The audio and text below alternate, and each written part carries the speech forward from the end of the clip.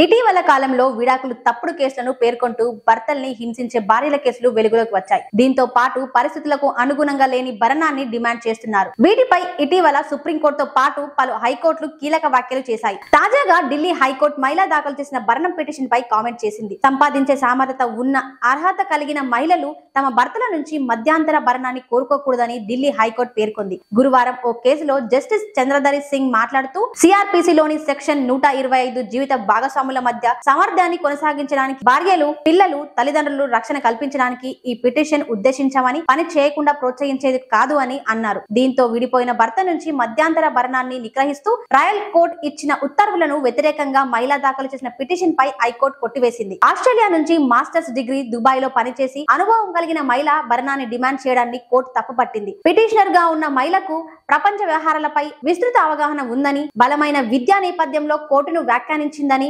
జీవనోపాధి కోసం భాగస్వాముల మధ్య ఆధారపడే మహిళల మాదిరిగా కాకుండా ఆమె స్వయంగా సంపాదించే అవకాశం ఉందని, భరణంపై ఆధారపడకుండా ఉద్యోగం వెతుక్కోవాలని కోర్టు ఆమెకు సూచించింది.